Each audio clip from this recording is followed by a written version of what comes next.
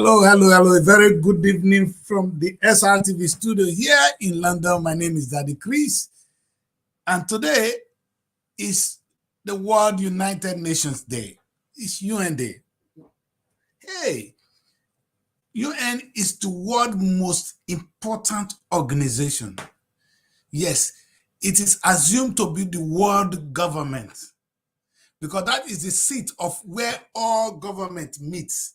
That is where they decide everything that happens in this world. Good or bad, that is where important decisions are made. They have been, without United Nations, nobody knows where the world would have been today. But perhaps many will think or will be expecting a little bit more from this very all-important organization. Is there justice in United Nations when it comes to the African point of view? 5 powerful nations have veto power. Unfortunately, Africa have no place when it comes to the veto power. So wherever they push us, that's where we go. That being said, United Nations has impacted our lives in education. There's been a series of conflicts around the world. The situation in Gaza is still there, and they're still struggling. For those of us in Africa, they are in Sudan. They are everywhere trying to maintain peace. They have the food program. How effective it is, you might argue, but they have done some. Today is again World Polio Day, and the UN has been there trying to eradicate different kinds of diseases. Nobody can forget the role they played during the Ebola. They played a very significant role during the COVID-19. But I have a very important guest with me this evening. We're going to look at what the United Nations has been doing, whether they've done enough, and if we even expect more from them. My guest is somebody special, somebody I want to have always and always to share very important things, and today is a great day for me. I have Mr. Great people don't like titles. That's why I wanted to say, sir, can I call you Barrister? He said, please, just call me Mr. Lagi Innocent. Lagi Innocent is right here with me right now. But Mr. Innocent, I like to address the surname. It's a privilege to have you this evening, sir. Thank you. It's really an honor sharing this time with you. Yes, sir. So, as you know, you refuse to call yourself the big titles, but that's not to say we cannot give what is right to right. So I want to say, Doctor, let me start by you telling my audience really a little bit about yourself. Let's get to know, because they think I'm just bragging. I know you wouldn't talk much, but please tell us who you are, sir. Yeah, I think my name is Lagi Innocent. I'm a lawyer. Married. I'm from Nasarawa State. I'm married to an Igbo woman. We have 2 children. I have been here and there, founding national legal advisor of the Labour Party.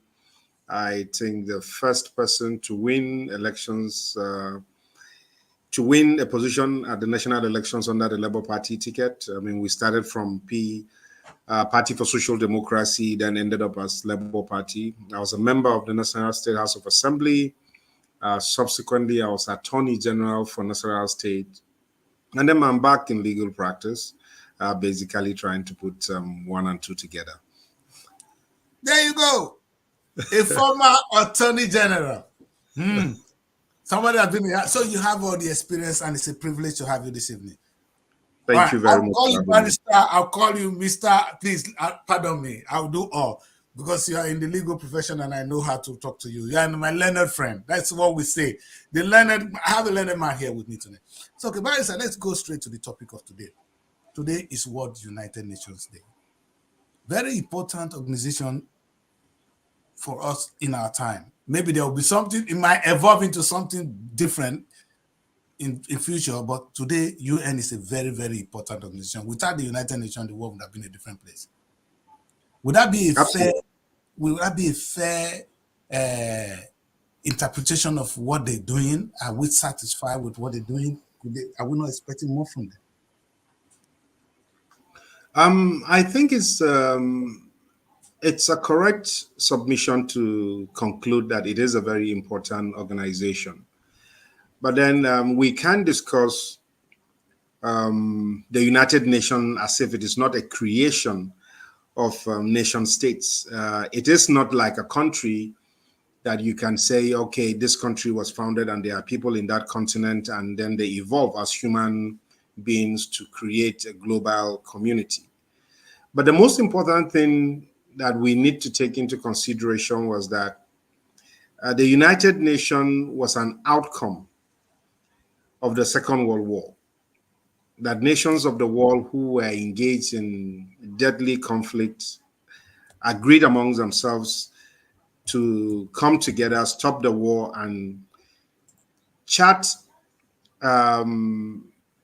laws and procedures and set up barriers for how they will continue to interact with each other and interact on the globe as a community of human beings, fundamentally. So that is how the United Nations came about. Yes, and they've done well. I think immediately after the Second World War, we didn't want the Third World War. Perhaps that's what they're trying to avoid.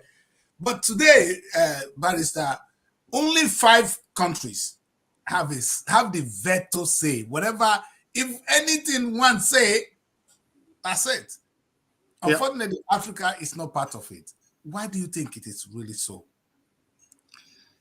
I think we have to, not trying to diminish Africa, but I think we are the third world. In reality, by the time the Second World War was being fought, Africa was really never part of that conflict. It was never part of that war. So we were all colonies of these bigger nations who fought this war. And then when they were concluding this war, Africa, in fact, at that time, there was not a single African country that was even independent to now say there was a country in Africa that was a nation state for the purpose of sitting on the table in forming the United Nations or being a member of the United Nations. Our membership of the United Nations was a co-opted membership, and it was based on our gaining of independence. Before independence, we could never have been members of the United Nations because African nations were never seen as nations from the perspective of the creation of the United Nations. Now, our evolution into independent states and our membership into the United Nations are incidents that happened after the creation of the United Nations, and nothing much has changed in terms of who brings what to the table or who has what stake at the table. At the moment, Africa is beginning to have a lot of stake because we are human beings. And then we are also nations. And if you are discussing the issues of nations of this planet, I think African countries Africans being humans like every other person, and then African countries having gained independence, political independence per se, can then sit on the table and have, and then may be entitled to have more say and more stake at this community of nations. So I think it's a gradual process. I think we can fight to get more relevance on this United Nations as an association, having come later in time. But we cannot, in fairness, look at it from the point of view of exclusion from the beginning, because we didn't exist as a nation state when the Security Council was created. Now, it is only fair that having come on board and having attained independence and nationhood, Africa as a continent can then begin to aspire and struggle, in this case, fight to have membership of at the Security Council, which I think there are moves already being made. We just need to strengthen them and push that forward so that we can, as latecomers, join in the community of nations. Barrister, I think it's easier said. You did mention, you used the word we are now having political independence.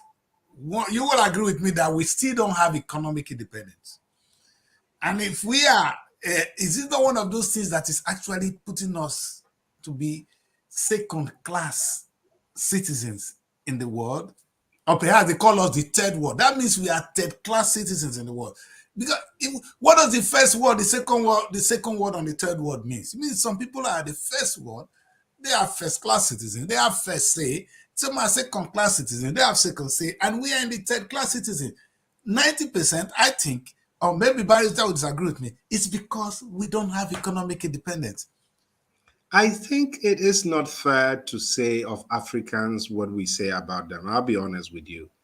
I mean, Africa, like any of the nations of the world, had survived even in its primitive nature. We were here in our kind of organization before the white man came to Africa. We were not created by the colonial masters. Colonial masters met us in our communities. Now, the perception for them was that we were different, and truly so, because we were different from them. We did things differently. We spoke different language. We had different kind of civilization. Now, when they came, the standard was their standard. We are still, unfortunately, trying to live up to their standards. So many countries of the world that had culturally and economically succeeded, like China, was not different from Africa because China was colonized by the United Kingdom and Japan and other countries. But because they stood their grounds and culturally developed their communities, they had succeeded in coming up and are respected. Their languages are respected. Their culture is respected. Their practices are now respected. But the problem with Africans and the African continent is that we tend to want to assimilate, become white people or adopt white people ways, and we will always be a third tier in this function, in this path, because we can never be first. They had been there before us, they had more experiences before us, they have developed their system way and understood it far better than we are. And for as long as we keep copying, the person we're copying from will definitely be better than us. So it is not about whether we had an economy before. Africa had an economy. Africa was sustainable. We weren't frozen and they came and unfreeze us. We were thriving. We were not dead because there was no penicillin. Our traditional fathers and forefathers had survived in the wilds with all the wild animals, with all the diseases, and we had survived for generations even before the white man. So if we had sustainable communities at that time, it is only left to us to probably take some lessons from Bob Marley, who says you are not going anywhere if you don't know where you're coming from.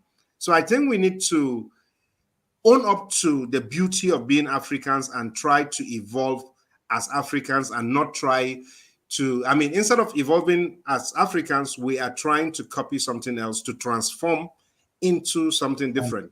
And I think the path to both economic, political, and social development in Africa is for Africans to try to evolve as Africans, be a better version of ourselves instead of transforming from Africans to something we're not sure. Sometimes we are with China, other times we are in America, other times we are with Russia. We are just split amongst this, and we are nobody at the end of the day. Barrister, I agree with you. Africans need to be African if we're going to have a say in this table. Let me take a little bit very short memory lane.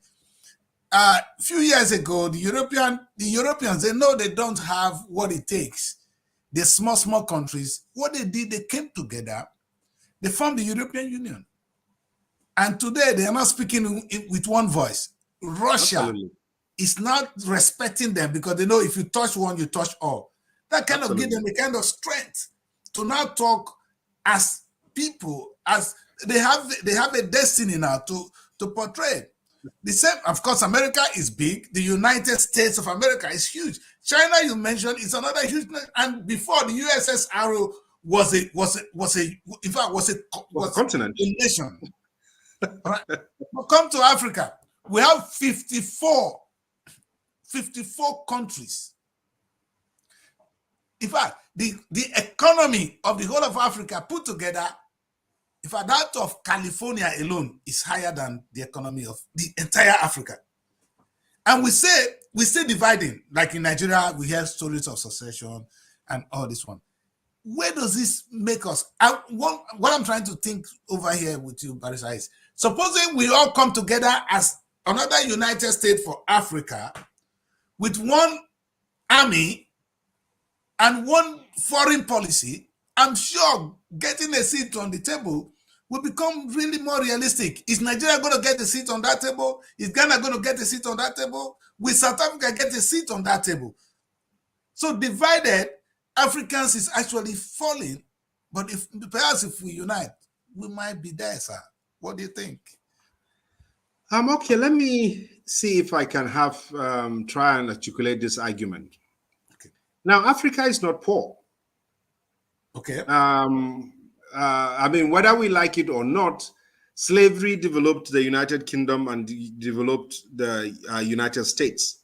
Yes. The resources of Africa, the human resources of Africa developed these powerful nations we are now talking about and trying to copy. The resources. Without Africans toiling the grounds, everything you now have in the United States probably wouldn't have happened. You understand what I'm saying?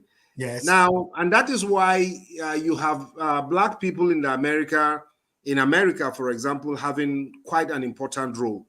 They are not migrants. No. And you can't do away with them because they did not come voluntarily to the United States. You pull them out of their homes brought them to America and never allowed them to come back. And generation over generation, they are nobody else than America. I mean, they have their roots now, so they are a special member of the United States community. And in many other countries that you now have them. Yes, now, Britain too. Yes. Now, the issue is, when you talk about economies of the world, you are looking at economies from the Bretton Woods kind of economy. Yeah.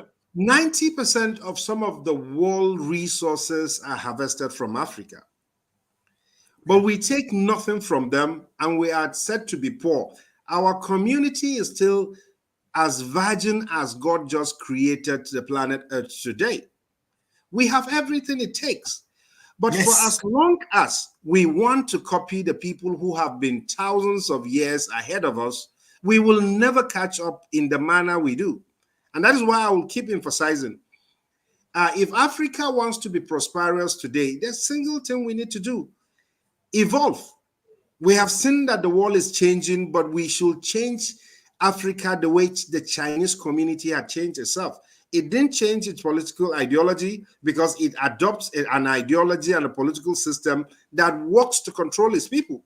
But in Africa, we have dropped everything we know and we have adopted a system of government that we are now trying and failing. It's alien to us. Yes, it is not inherent in us. Yes. Now, the idea is for us to look at what we have. And I give you a simple example with the Nigerian sub-community right now. The federal government of Nigeria is asking us to import food to deal with the food inflation in the country. Yes. Which is unfortunate. It is. When actually in every inch of the Nigerian community, we have sufficient land and natural resources to grow more food than we need. But then we are here begging people to grow food for us. All we need to do is simply grow the food we need. We are not in a drought. We are not in a flood. No. Our agricultural lands are still as viable. All we need to do to be food sufficient is to grow the food. And we have the people to do the job. We have the human resources to do the job. We have everything. So basically, this is the thing that is wrong with Africa. And there's nobody who will leave their self-interest and push your own self-interest forward, because self-interest is the thing that every individual, in my own view, has the right to push his first. So for as long as we're waiting to be adopted into the Security Council, then we will never be adopted, because the people who are in the Security Council, if they don't want, if it is not in their best interest to adopt us, they won't. So it is left for us to find a way to become equal to these nations and not to be subservient and be begging them all the time. And that is what we keep doing. So unfortunately, that's where the independence we talk about is. If we cannot be economically independent, how relevant can we be if we continue to be beggars? Well, you see, the issue is the temptation to always use the words they are using. What is an economy? All right. I mean, the issue is, if we're self-sustaining, do we require what? I mean, if we are self-sustaining, all we need that we will get to the stage of exchange, not of begging. No, but because we're, of course, because we are not self-sufficient, we are always begging. That's it. So if we don't need them to give us food, we grow food, then we have a food economy. That's it. If we don't, as long as we don't do that, a beggar will remain always a slave. Absolutely, absolutely. You are taking, and the person who is giving you will always have an advantage over you. Will always have a lien over you. So basically, it is not it is not the developed countries' problem that we are where we are. It is our problem because we have failed to evolve. We are trying to transform ourselves into them, which is not a strategy that will work for the evolution and the growth of Africa. All right, I want us to be. I want to follow this the United Nations. Let's look at United Nations. So we're going to look at what they do and see how relevant have they been to us as Africans. First, let's look at it for the point of justice. We don't want to be in the Security Council. They can keep that. But justice for Africa. Some years back, the same United Nations, where we all sit down and talk and eat and talk as a community of nations, some set of people came from there, went to Africa, take our people as slaves. Today, the people are there. Not a penny has been paid to the people or to the African nation where this exploitation took place. United Nations is paying deaf ear to that. Is there justice there, sir? I'm talking reparation right now. It depends. You know, I don't look at reparation as every continent. The United Kingdom lost America in the battle. The United Kingdom lost China in the battle. And all of this. None of these persons are compensated. Do we deserve, or are we entitled to reparation? I don't think so. The issues are very clear. At the time that these things happened, it was lawful to take slaves from Africa or exploit Africa. You can look at the Vikings. Was it ever lawful? I don't think we don't have international standards that had said that globally it was unlawful to do what we did until after the United Nations was created, and that was really quite recent. And as I said, even during the Second World War, Africa was legitimately still taken as part of the colonial, the countries that colonized us. Yes, we were not on the table as member state. Now, we can't argue the future not understanding the past. So it was legal and legitimate to raid African continent, exploit Africa and take it away, just like we're doing with the earth resources right now.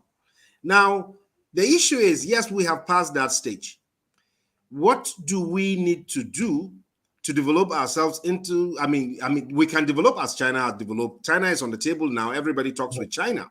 Sure. It is only Africa that has refused to evolve.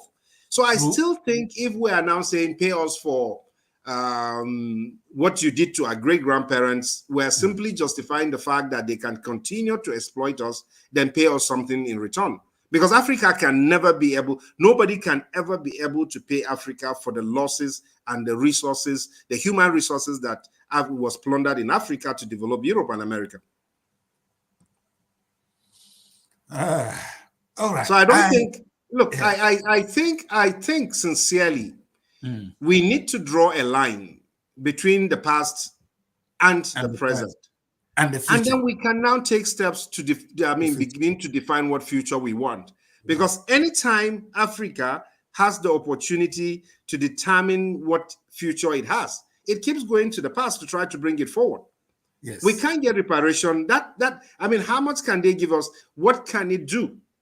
How many people can it bring back to life? Yes, if we're taking reparation, are we going to export everybody back? Why this is a little bit of a challenge in my book is, yes, we can go back to the past. We will not expect you to pay us for what you have done, but we are sitting down on the same table, looking back at where we're coming from. We are now on the same table. A lot of bad things has happened. We've been oppressed. We are back. We are now on the table, and we are owing you. And you say, if we don't pay, we can't. When you know we can't feed you, yet you still insisting that we are owing you, owing you. Then we say, what about the one you took from us? Look. We took loans, knowingly signed agreements to take loans, and they took the slave knowingly. No, they took slave knowingly, but it was all right to raid Africa. I mean, it wasn't an understanding that they were going to pay us for what they did. But there is clearly an understanding right now that we took loans that are repayable. Yes. And look, believe you me, I will still insist on this. I agree. If we keep asking to be paid for the rape of Africa, we will never be able to stand up, dust ourselves up, and move forward. Africa has been raped, but in any case, there was no part of the world that hasn't been raped. So we're the only ones who remain and want to just get to be raped. Cry over the past. We should be absolutely. China was raped. China is not asking for reparation. China has moved on. True. I mean, with the experiences, they have moved on. True. America has moved on. True. So I think we need to stop this backward thinking as Africans and just decide that, look, we have been beaten, get up now, dust ourselves, evolve. Let's move. All right. Now, another area where the UN has really been, like I said, without the UN, which you agree with me, the world would have been a different place. That I agree with you, absolutely. Peacekeeping. You see today that I don't know whether we're allowed to talk about what is currently happening in the Middle East. The UN is struggling. They're struggling to do what they think is right. Then you see Israel telling you, you can't do this, you can't do that. And even with the multiple division in the house, only maybe 2-3 companies support what they're doing, and then it's all right. I'm a Christian, but sometimes I find it difficult to understand why we will continue to support what the United Nations is against. In principle, the United Nations have a position, and yet it is often ignored by the two parties anyway.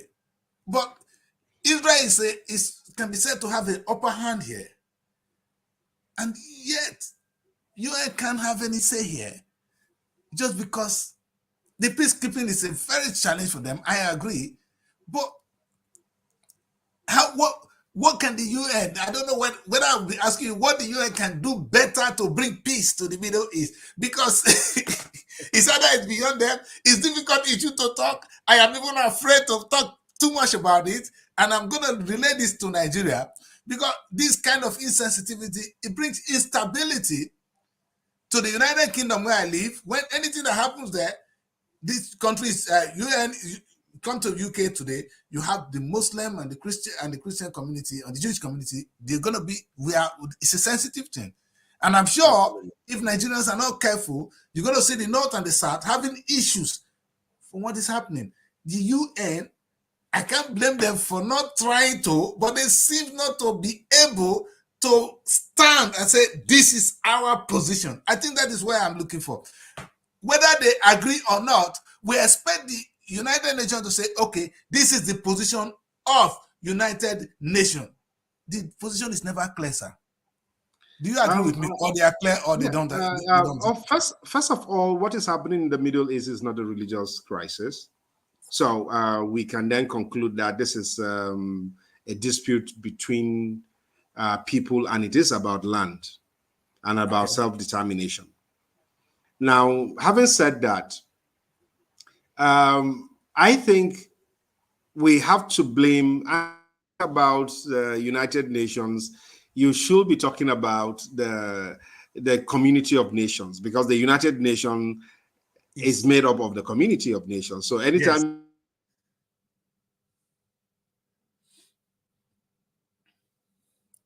All right, I need Doctor back. This is not something I can do on my own. It's not one of those topics that Kris can just go on talking. You have barrister, and we have a headway on this show tonight.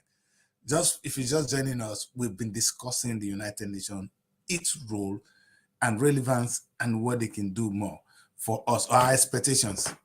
They have challenges. That's where we are now. We're trying to look at some of their challenges. I think they're trying to do their best, but the position they've not been able to make clear. Okay, but okay. Now, can you hear me now? Perfectly, yes. So the thing with the United Nations is, I mean, it's a community, it's an organization that is comprised by all the countries of the world. Yes. So we can't be discussing the United Nations in isolation with every other nation state. So I think the failure of the United Nations is always in trying to keep the peace instead of making the peace. Okay. We all know what needed to have happened in the Middle East before now that will have averted this crisis. Okay. But the United Nations kept looking at it, not taking stands, not doing what was needful. Sadly. And because we didn't do that, we are now in a conflict. The conflict is created because of the vacuum to make peace by the United Nations. So if, for example, we have Palestine as a state and we have Israel as a state, like any other state of the world. Exactly. And I'll try to see if I can tell you this so that you can understand how complicated the situation between Israel and Palestine is. Israel and Palestine are two countries of the world that their citizens cannot even stay in each other's country. So you are not going to see a thriving Palestinian doing business, having a property and living in Israel. I mean, you are in the United Kingdom. It is not your country. Yes. But you have all the rights of a United Kingdom citizen in the United Kingdom. True. But you will never be able to see an Israeli having the same rights you have in Palestine or in Gaza. And you are never going to see a Palestinian having the same rights you have in Israel. Now, so these are the two countries of the world that cannot even allow for themselves to live within the international system. Okay. So when you have this problem coming, it is destined that we get to where we are right now.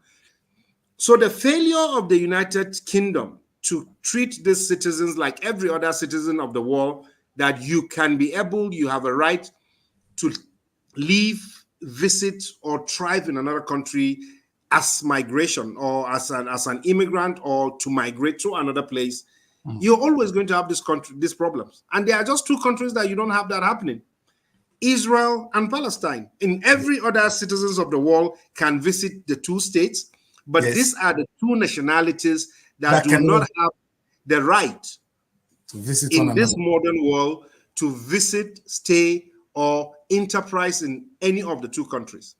Now, unless, and you know, this to even if you create these states, at what point will you have this exchange that an Israeli can live in Gaza, thrive in Gaza, be protected by Palestinians, and you can then have Palestinians who can be able to travel, buy property, live, and thrive in Israel? Even if they don't want to live, if there is a defined boundary by the United Nations, and say, because Kofi Annan described them as people that lack the civilized codes of conduct. That was the words of Kofi Annan. He said these guys are they the fourth world now? Are they worse than Africans? Exactly. It's worse than us. So at this point, one will expect the United Nations, okay, this is the boundary. This is your country. This is your country. If you refuse to live with one another, raise your fence as high as you want to be. But you know what? You can't cross here to do this. You can't cross here to do this. That definitions is perhaps needed. But you see, Why is it so hard? that is the hypocrisy of the United Nations. If you sit in the General Assembly of the United Nations, you will have the same body divided between supporters of what you have said and opposers of what you have said. Now, and I will go back to what I told you before, we cannot deal or treat the United Nations as a body exclusive from this member state with their various political and regional interests. So if the world wants to come together and say, look, we are trying to define world order, we all know that the world order is there. The right to self-determination does exist. But then we have seen the Biafran War in Nigeria. We have seen other civil wars in other parts of the world that have been suppressed, even when the United Nations Charter had provided for self-determination. Now, so the issue now is, unless we can enforce the charters on human rights, on self-determination, and the rest of them created by the United Nations itself, then the United Nations positions on some of these issues are completely hypocritical. And hypocritical in the sense that all of these nations who sit together and agree on these charters are the same countries who now oppose the same charter that they came together to approve. So that you understand? It. So yes. The United Nations is sick. The fear we have right now, and unless something is drastically done, we will be then looking at probably a new world order where there may be some major crises internationally, and everybody will then come together again and say, look, let this stop. And if it is going to stop, these are the conditions upon which humanity will continue to coexist going forward. But right now, the objective of the United Nations are failing because the purpose for which it is created is no longer holding. Russia is fighting in Ukraine. Sudan is in crisis. There is no democracy in West Africa, Mali, and the rest of them. I mean, you have this crisis in the Middle East. You have Iran firing into Israel, Israel firing back. I mean, you have Israel in Lebanon, and then Lebanon in everywhere. Syria is not is destroyed. So everything, yes, everything that the United Nations was created to forestall are already happening. And unless we can pull ourselves back from these fringes, we are likely to have to sit down again and create a new world order with probably a new global organization. Well, we are near there, because with where Russia is going, if the five key nations are now at loggerhead, anyway, we don't know, because right now Russia find peace with China. They are best friends, and then of course the rest are the NATO guys. May God help us. Anyway, let's come to Africa. Perhaps we better stick to Africa and see what we can do, whether we can make some sense of this all. Absolutely. And we are probably, like before, I think we are probably not within the range of rank up in these international communities. We are really not in the conflict that is happening, just like we were not in the Second World War. So basically, Africa should probably take advantage of what is going and chart a new course for itself. And I think economically, this is where we are. But I still want to finish what the activities of the UN. UN sometimes they come up with the World Food Day, make food available for the world. It's one of the things they want to do. But when you look at the activities of United Nations, they go and give aids for people to go and to feed. They go bring aid to Nigeria, aid to these African nations. But perhaps what they're supposed to do is actually help these people to make food for themselves. And I don't know where this politics is coming from. How could you go and feed a nation when you know the right thing to do is actually get the nation to feed themselves? Where is it in the interest of the West to do so? Are we going to blame the West, of course, we are at the receiving end here. Are we blaming ourselves for even accepting AIDS? We know what we want, what we need. If you're going to really help me, is help me to feed myself. Why you coming to feed me in my own home? You belittling me. I can't. When you feed a man in his own home, he has no family. His family going to disrespect him. You know what I'm saying, Barrister? So let's start by accepting that this food that is distributed across the world is cultivated by countries of the world. This doesn't come from heaven. It's not technology. So if Ukraine produces so much grain and America produces so much grain, and then all these other rich countries produce grains, and then over and above what they need, and decide to sit at the United Nations and sell what produce they have created to the United Nations for the purposes of bringing it to Africa, and that is profitable for them, then we can understand why the food programs are where they are. As I said earlier, there is almost no part of the world right now that cannot feed itself. I understand if there are droughts. I understand if there is war. But at peacetime, for example, in Nigeria and other African countries, we can produce what we eat. But as long as they produce surpluses, they will sell to the United Nations for the purposes of distribution for us. And that is not to help us get food. It is simply to enable them sell their surpluses. And it will not be in their interest for us to be able to feed ourselves then. Then where do they sell their surpluses? May God help us. Amen. Because when you see this, then you're wondering, when you say, oh, we love Africa, we want to help Africa. And then at what time will our leaders actually be able to sit down and say, perhaps, okay, I mean, if you read all the religious Bible, I want to quote Jesus. He said, you can't even give the food of the children to the dogs. This food is for them. So it's not for us. So we get to accept that and understand them. But how about our own leaders, sir? In the 21st century, I know that is not what we want to talk about. We're going to have another day for that. That Nigeria, like you rightly said, we are not at war. There's no drought. We have the fertile land, is still there. We have the human resources, and we go to bed hungry. Yeah. We certainly can't blame UN for this. We can't blame anybody for this. We are waiting to be slaves again. Because at the end of the day, if you can't feed yourself, you are a slave. Because they're going to give you food and they will tell you what to do. I remember when they told Goodluck Jonathan, you have to practice, you have to allow gay people to have their place in Nigeria because that is the only way we can accept you. We are transforming into them. And you see, the issues are simple. And as I said, Africa, probably if we have this crisis in the world, and Africa takes advantage of that, because at this point, everybody is concentrating on themselves. Yes. Every country is trying to take care of itself.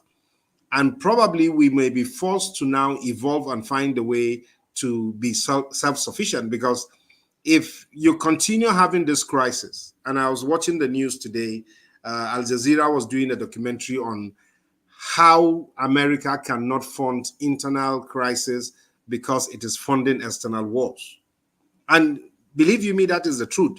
So we may get to a point that the people who give us charity will not have enough or are not in peace to produce enough for us to get the charity. Probably at that time, Africa may develop. But I think the way we are going, we cannot, and I say this responsibly, we cannot keep thinking that there will be leaders, prophet kind of leaders that will come and transform Africa.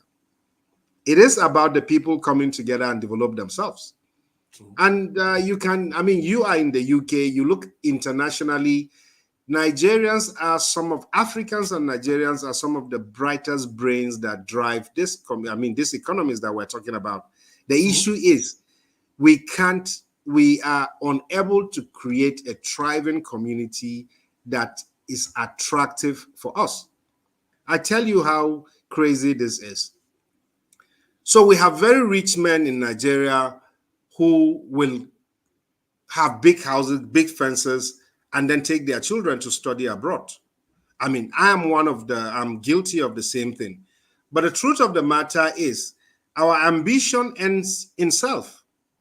That's it. And that is what we have refused to learn from our colonial masters. Good. While in the UK, an ambitious United Kingdom person builds his country, builds his community, builds school for his children.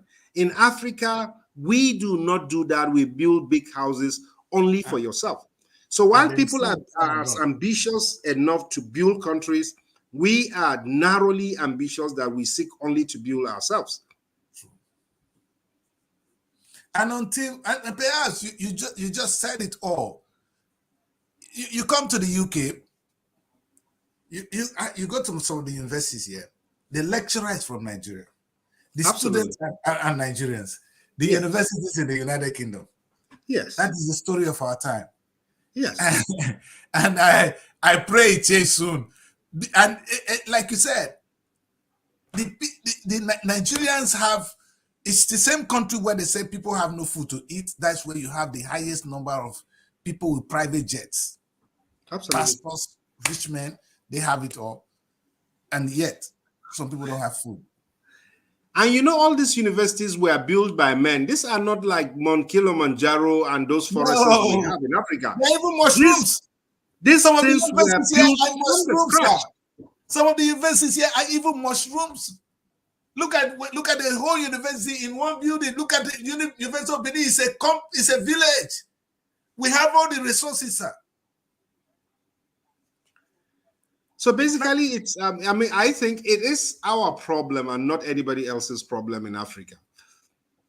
So and unless we are able to look at ourselves and tell ourselves this truth, our children will be whining like we're whining, without having to take any step to just get out of this and then dust your past and face a future that is prosperous. So perhaps we should be ignoring United Nations. That is the topic of today. If UN cannot stand and say, this is the position for Africa, because, sir, this is why it is really important. As I tell you now, more than 10,000 Nigerians are on the way in Libya trying to cross the Mediterranean Sea on a second version of slave trade. This time they didn't come to pick us. We are forcing ourselves. Yes. We want to be slaves now. They say, no, you can't come now. That's what they tell to us. So those of us that come to UK or to this part of the world, we're not coming to do the best job here. You see a medical doctor starting as a cleaner, and they're happy. The funniest thing is they're smiling. They're comfortable with it. You see, it is they go for the basic good which these communities created for themselves. You have roads, you have lights, you have security. Now you do not need anything. I mean, this doesn't come from heaven. If you create the same environment in Africa, we are going to remain in Africa. But to be honest with you, basic things about housing and security, you have to leave this country to get it. Basic. We're not even talking about getting rich or building houses. Yes. Basic things about the ability to sleep in the night and feel safe, you can't have it in Africa. So Africans are not running basically for even those fortunes. You have my words. The migration from Africa to Europe and other parts of the country is 90% fueled by insecurity, lack of opportunities. Basic. I guarantee you that if you ask yourself between what you can earn in Nigeria and what you are earning in the UK, what is keeping you there is the fact that you can guarantee your security.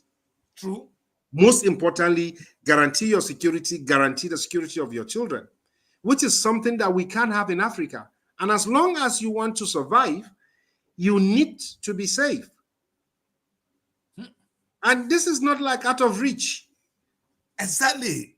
So why are we still here? So you know what is surprising? I am so privileged tonight when I have you, and I say, wow, I'm going to have this conversation with him, and I'm going to beg him to have more, because we're going to discuss Nigeria in the coming days. But sir, what is surprising me is we have people like you. And we are still where we are. How it does not add up, sir. You know, the last time I walked into Lagos State University and I saw this set of lecturers and they're so poor and they don't have money in their pocket. And I said, but how can you be a lecturer with the high level of intellectual and you are poor? Why are you not converting your intellect to monetize it? Why are we not using the talent like you to make Nigeria what it's supposed to be? This shortage of talent, like you rightly said. Why are we still here, sir? Africa as a whole.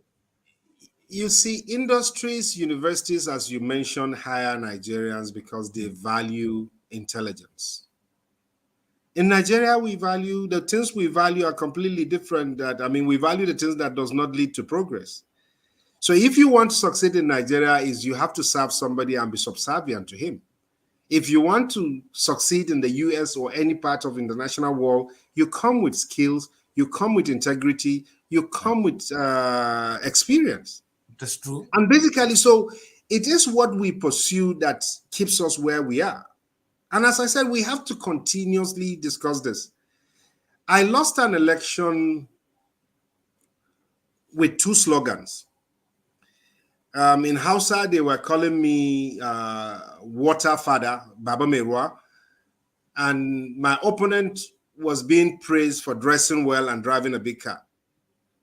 Really? So people, believe you me, ask anybody from my constituency. So my people voted for somebody who bought himself a nice car and wears for himself good dresses against a person who had provided drinking water in all the 51 polling units of my constituency. Now, this is the reality of the mentality in Nigeria. And I'm telling you from personal experience. So you want to make sense. And that is why our president will buy a private jet for himself and buy a Lincoln right now, because for them and for our people, the flashier they come with your resources, the more important they are to us. It's not about what they offer us, but what they offer themselves. So as long as offering yourself, getting what you get, building yourself personally is striving, our politicians will continue to pursue what the people want. So if the people want them to develop the country, believe you me, they will be putting on the table developmental agenda and developmental plans, because that is what the people buy. But they do what they do because they know that is what the people want. So at the end of the day, it is not the leadership problem, it is the followership problem. Because unless we now tell somebody, if you don't do a road, you can't be elected. Yes. People will always continue to build themselves and not build the road. But you have my word, if politicians know that re-election is going to be based on some developmental agenda, I swear to God, they will provide that, because that is what they do. They give us money on elections day because that is what they do. Exactly. But I don't think it's really the people alone can be blamed here. The politicians, they actually hijack the elections. They give you some little money on the day of election. Sometimes beavers don't even count anymore. It's only in Nigeria that they have the best electoral structure in place, and it's still not working. In the UK, when we vote, you just walk there and you vote and go home. The system is so simple. It's not complicated. If you want to fraud it, you can, but nobody's interested in doing that. It's not in our DNA to go and begin to change results. I think it's an African thing. Look at what has happened to Sudan.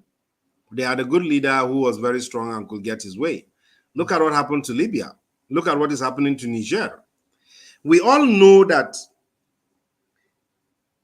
this path we are taking will lead to the destruction of the rich and the developed in Nigeria, but then they are still going that way. So at the end of the day, this will be counterproductive. I can guarantee you that if we continue this way, there will be a revolt. And when there is a revolt, the revolution will take down the rich and the developed, because the revolutionaries will have nothing to lose if they burn down the country. True. So why then do we not have a proper sustainable development?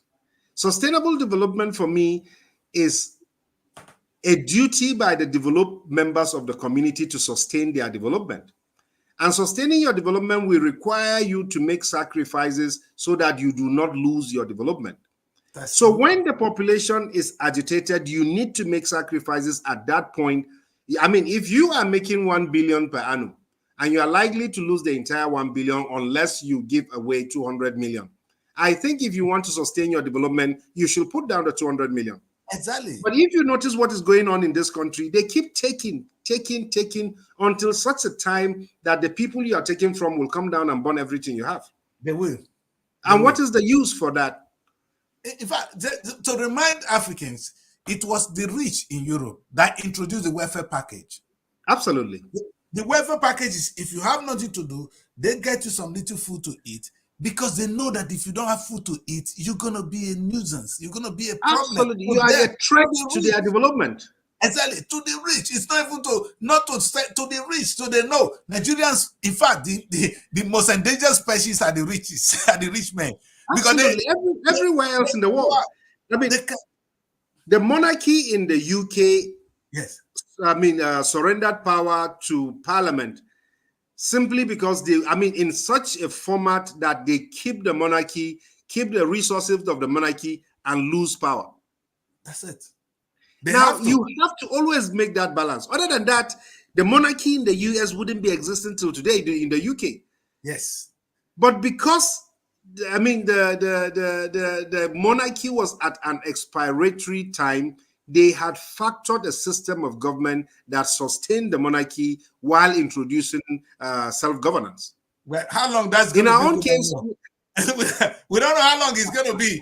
They know that nobody talks about it, but I think the younger generation will come to a point and say, hey, why are we doing with this anyway? We want somebody we voted for. We'll see that. But that is something you can hear slowly. I mean, it's sustainable, and I think it will also evolve like everything else. Yes. So we are the only ones who are not evolving. Exactly. And like you rightly said, we cannot blame. So going to UN cannot be blamed here. The problem is now we, Africans. And it is really sad that, because if all the resources of Africa, this is where you need to come in again and perhaps expectations as the world, how would I call it, the world police. Yeah. The resources of Nigerians that are resources of Africa stolen, that are kept in other parts of the world, that we end up going to borrow, which the United Nations is aware. The IMF and all this body, they are aware of this. That the money, some of the monies we are borrowing are actually our own money. Yeah. And yes, we're stupid. Some stupid people among us takes the money and put it there. You know the money is there. Why not help us bring it back if you really want us to live in a stable world? Yes, Africa is not a threat at the moment. A time will come, just like the way that we say the poor people in Nigeria will revolt. The time will come, Africa will revolt to the rest of the world. Because we are poor, we have nothing to lose. We're gonna be a menace to them if they don't help us. That's exactly what I'm saying. They are aware. The UN is doing nothing about it. UN cannot claim ignorance of where Nigeria or the rest of African resources is. And in fact, there's a time to come up with the fair trade. I want us to spend a few minutes on fair trade as well. So there's nothing like fair trade. In any nation, there's element of say, oh, this is not right, this is right, this is how I should trade, this is what you should do, you cannot do this. United Nations should be the pioneer, the chairman of fair trade. It is taken as, it's a talking shop when it comes to that. Yeah, I really do not think there's fairness in capitalism or in trade. I mean, the basis for which anybody takes an object to the market is to make profit. And we have never questioned profit. The problem we have is we are so backward and so dependent that even our products, the value of our products are determined by the buyers and not the sellers. So everything we export from Africa, the value is determined by the people who are buying it, not by us. And that is because we are so... And that's why we say UN. Yes, the buyer will always want to do that. But where is the United Nations they say we all belong to? At least if US will want to do what they want, America doesn't want to do what they want. But the United Nations should be able to have a position unless we keep reminding ourselves that the United Nations is this same buyer. We are never going to get it correctly. If you expect that United States, China, Russia, that had exploited, Africa, and is still interested in exploiting Africa, will sit down and take decisions that are in African interest, then we have a long way to go. So we need to understand that the United Nations, as it is, being a body of this 5 world powers, is never ever going to take any decision against their own best interest, in our best interest. So we are the ones who need to move. They're not really friends.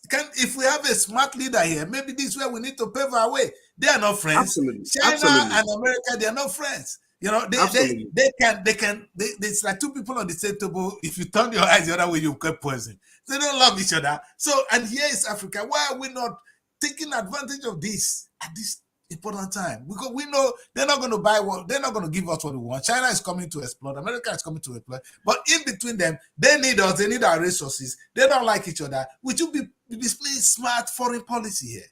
Africa, maybe that's why I say Africa should be playing a very smart foreign policy, because they all know what they are still coming to take. They want to do, they have something they want to take from us, but we don't negotiate.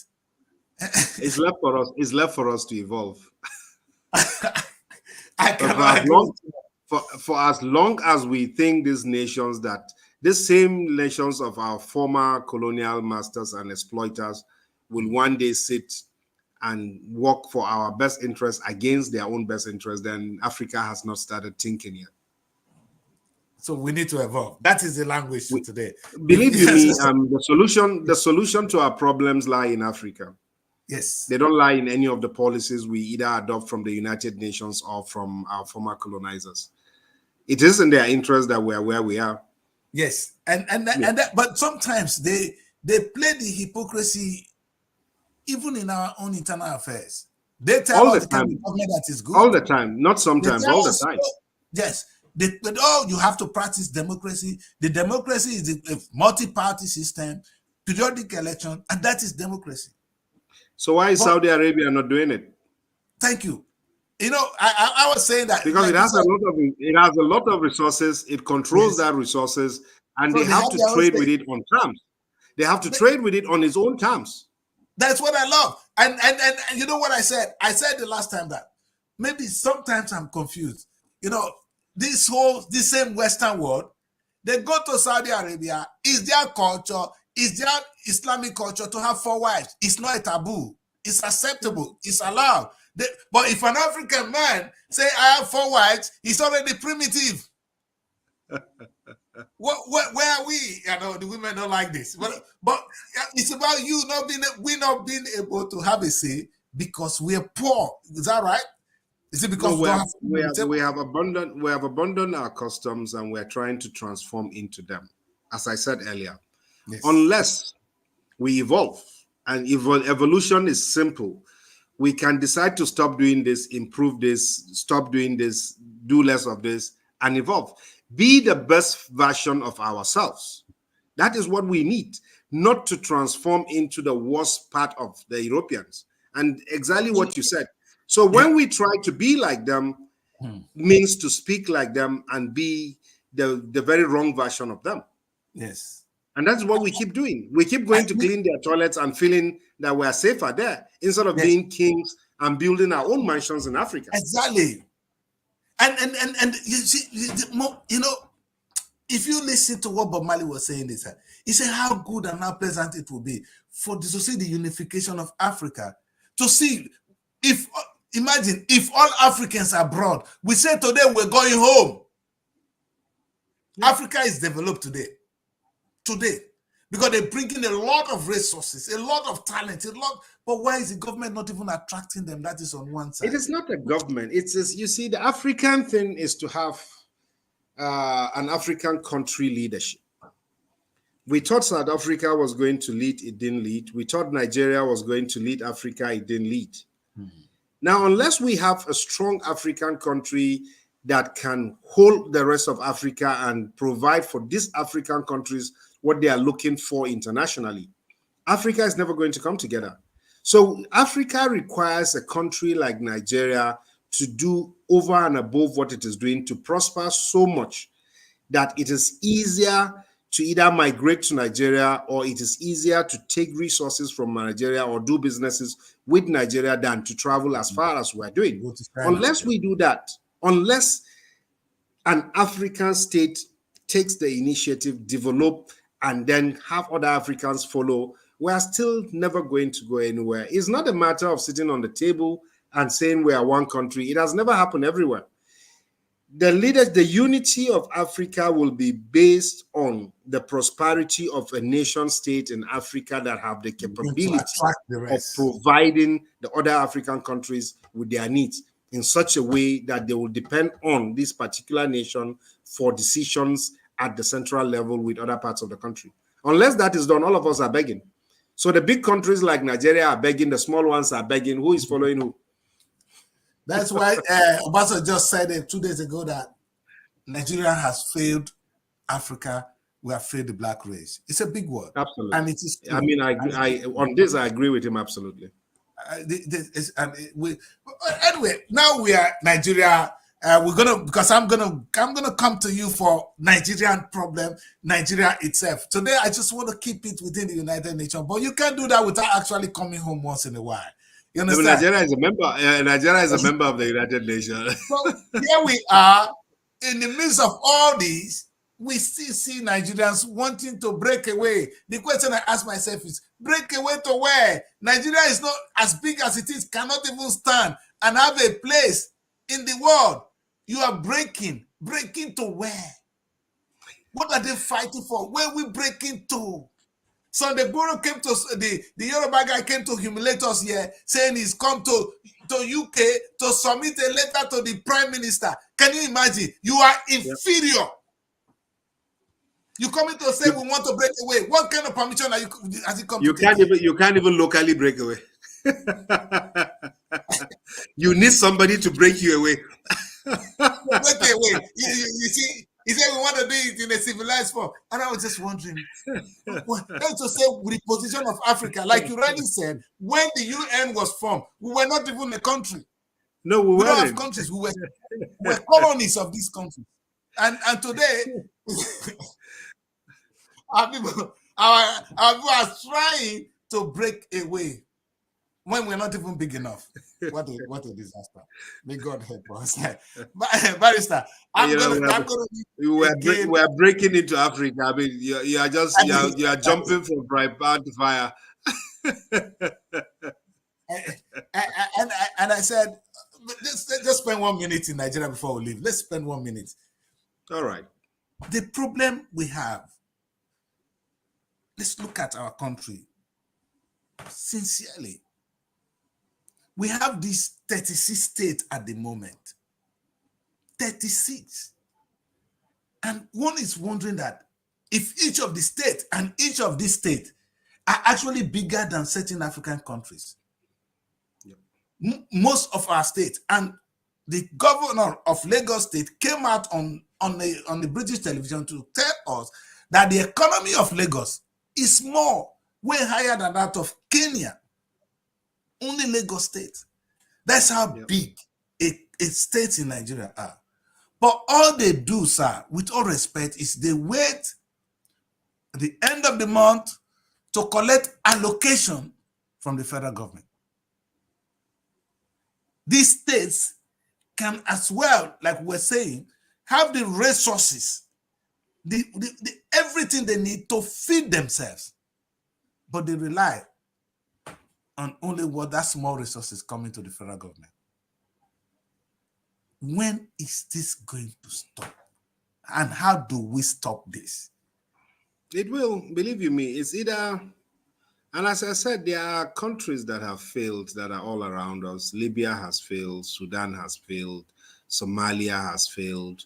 I mean, a lot of countries around us, they are examples of failed states. Now, I do not think, and I'll say this with all, regrettably, that we don't have governance in Nigeria.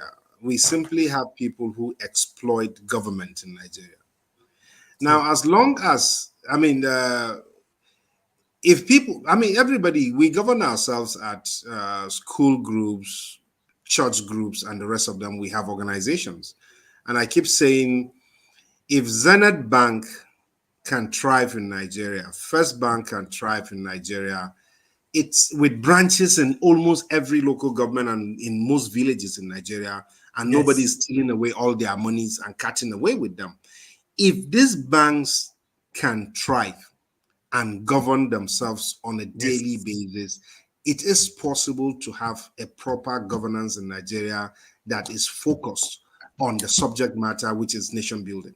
I mean, Zenith Bank is still a bank and is thriving simply because it has a system that works. So for everything the Nigerian government cannot achieve, Zenith Bank has achieved across the country. UBA has achieved it across the country. First Bank has achieved it. How can that? We have examples of the fact that it is possible to govern Nigeria as these institutions govern their branches. Is it the structure? Is it the mindset? Is it in our DNA? Are we born corrupt? Because this is a very unique country. How could this be happening to us? Like you already said, the example is right there in our face. I've never thought about this. Actually, these banks are operating successfully. Nobody's looting it. We are talking of cash. With Nigerians as staff. Nigerians of different local governments as workers. Branches in the different local governments in the country, and they are thriving. The problem is that our government is just not working. It is not the people. Because in all of these banks that are thriving, it is the same Nigerians that are doing it. Yoruba, Igbo, Hausa, in fact, all the tribes. Everything. All the tribes, because you have these branches of these banks in every local government in Nigeria, and it hasn't crashed. But we have never had the 4 years. We have never had the 4 years of any government in Nigeria that does not come out bankrupting either the state or the federal government. And we have had this bank in all these years, and none of them has gone under. And they're actually growing. You know, if I asked them in my state, I was asking the Delta State government, since you got to government, what have you done to improve the economy of Delta State? They have nothing. They showed me they've been constructing roads. And I said, oh, is that so? You can imagine, is that what the Zenith Bank is doing? Thank you for giving me this simple example. Does Zenith Bank go and start just to consume? Zenith Bank is making money. I mean, they are collecting people's deposit and not eating them up. Thank you. Our government collects our resources and just take them away. And Zenith Bank thrives because it understands what deposits are and what dividends are. Exactly. So they make money from providing this. When you live on the dividend, you don't consume the deposit. If they had consumed the deposit, all those banks will have been done. We won't trust them to keep our monies in them. But there is no government in Nigeria that thinks that way. And unless we begin to think like these banks, this country will be a failed state. And I give you this example so that you know that it is not a Nigerian problem. Because if it is a Nigerian problem, the owners of this bank, the workers in these banks, the branches in this bank, everything is in Nigeria. They didn't bring Europeans to work for them. No. This is working. The banks are working. Anyway, the breweries are working. Yes, when I have the chance to be with you again, we're going to look at what the different institutions are actually doing. And before we go, let me just talk about one that is really interesting to me. We have the Nigerian Television Authority today. They have with the best of all resources, the biggest TV station in Africa with the highest reach, highest resources. Their production, let's forget about it. The bottom line is they can't feed themselves. But here is channels owned by a man, well structured, and being able to pay salaries. Our NTA rely on the government to pay salaries. Sir, where is this coming from? Is it true that The same people that work in NTA, if they go and work in channels, they will make money for channels. If they come to NTA, what do? Sorry, let me disappoint you further. All right. You know, channels build their studios, they pay rent, they run on power, they pay salary. NTA as an institutions, their overhead is taken over by the government. They don't pay rent, they have buildings and the rest of them, and they still can't function. So I think we have a governance problem. We probably sell this country to the banks. we need to sell it and everything. I mean, we can. I mean, if we trust them with our money, we can trust them to run our nation. True. But there's really something wrong with. There's everything wrong with government, not with the population. Yeah. I agree. Because by the time the government actually turned the say to. I was wondering that a president will come to power and the first thing is say, I'm the Minister of Petroleum. Okay. What about the Minister of Agric? Who is the Minister of Agric? Because that's not your interest. You see money coming only from petroleum, so you don't care. And of course, you can lose that money. Perhaps the oil should dry out quick, and maybe then we'll start to think, well, maybe because of this manna falling from heaven every month, because we don't work for the money, it's just falling on us. And perhaps that's why we're still doing what we're doing. But I say one thing, sir, and I'm gonna try and leave this with you to close this show. For evil to exist, righteous men are doing nothing. Is that the case in Nigeria? That people who are supposed to say, no, this is unacceptable, they're paying deaf ear. They don't care. They are comfortable with themselves. Okay, if I cannot solve the problem of the country, I'm going to send my child abroad. And if I have my way, I'm going to relocate somewhere. But you know, your child abroad need to come back home. Yeah. How do we do this? For evil existing in Nigeria is because those who are supposed to put an end to it are busy doing nothing. Will you agree with that? I mean, it's a lot to put on the people who have both abilities and the desire to do what they have to do. But I'll be honest with you, and this is, maybe we should just take the examples of all the prophets. I mean, Jesus came and was trying to save humanity, and then he was hanged. Yes. Believe me. They hanged him. We killed him. Yes. Prophet Muhammad came. He fought wars. I'd not leave Mecca. At that moment, they would have killed him. The man was running for his dear life. So, in fairness, the risk and what it will require to bring some sustainable mindset in Nigeria requires a lot of carnage. So many people may have to die. So many people may have to sacrifice their lives so that the future can at least have a chance. And unless, I mean, I don't see it any other way. Believe me, unfortunately, I don't see it any other way. It's very unfortunate. I don't see it because everybody's playing safe until probably the calamity faces us. Maybe at that point, if we have nothing else to do, but that's where we can face it head on. Yeah, we probably now make the ultimate sacrifice and face. I mean, if the option is whether the country should work or we die, we will try to make the country work. I think at that point, but I think it's asking the people with both courage and the ideas to do this thing. It's asking too much of them to fight for a people that really do not care about themselves. You know, at every point you want to do this, we then go back to our tribalism, our prejudices. Yes. You understand? Yes. And the good thing with what is happening now is that we're all paying the prices for the prejudices. Exactly. And like you said, maybe until we get to that point where it's either we go here or we here, it get to be clear that it's either we save this country or we die.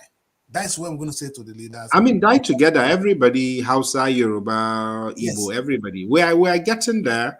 And you see, I wish it doesn't have to be that we can fix this in any other way, but it's looking completely impossible that we can turn around without some major calamity. I agree with you. It's becoming difficult to believe that we can on our own have an exciting turnaround.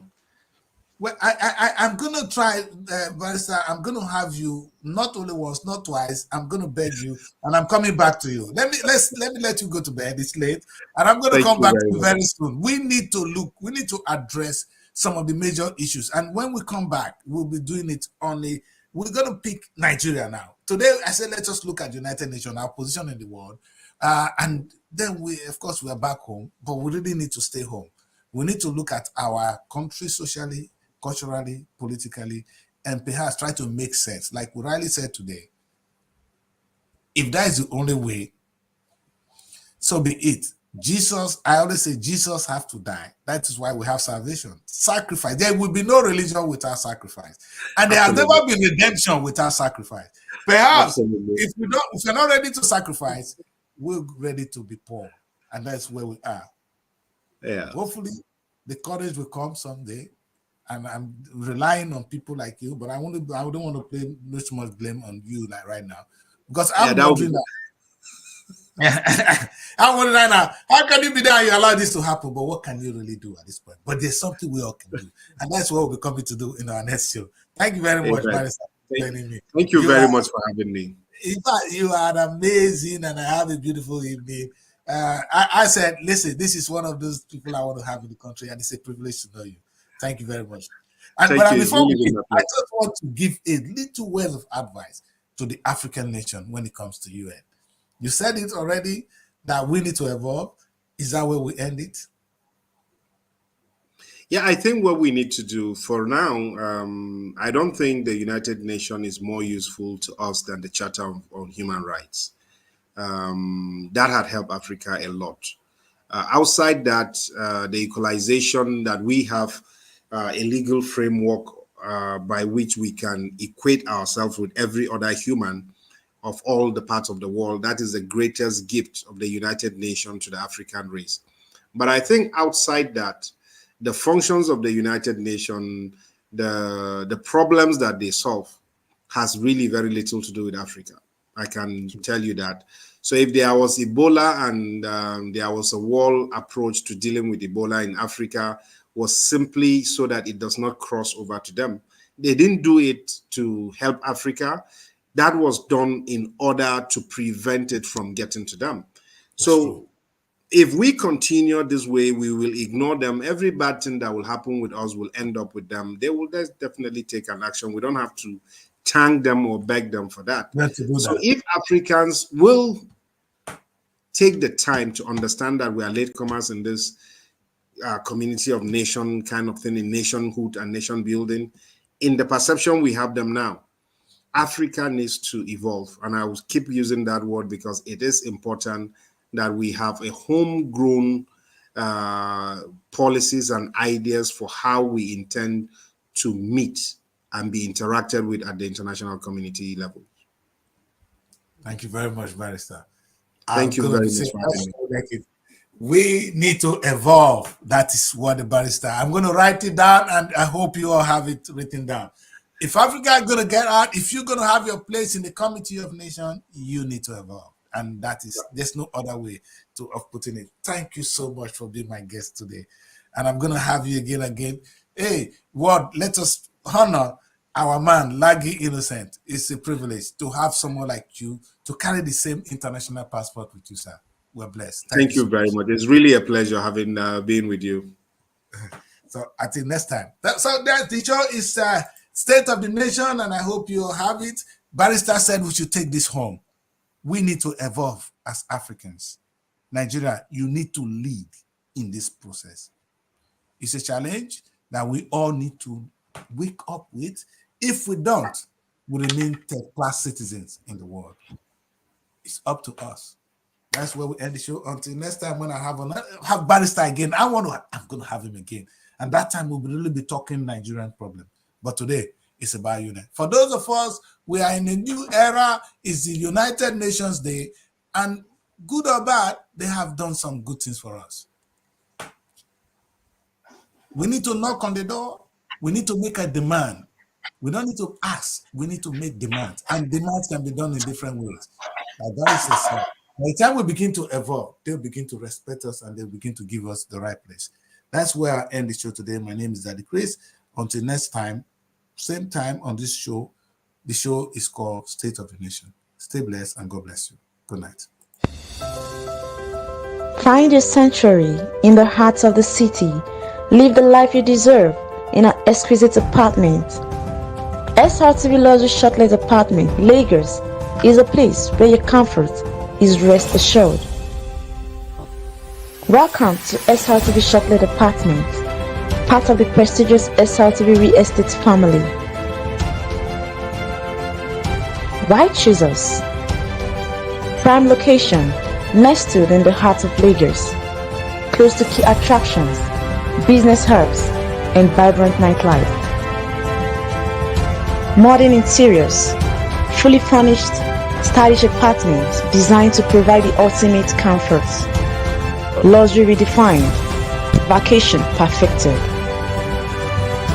24/7 security. Enjoy peace of mind with round-the-clock security and CCTV surveillance. Top-notch amenities, high-speed Wi-Fi, smart TV, air conditioning, fully equipped kitchen, and lots more. Perfect for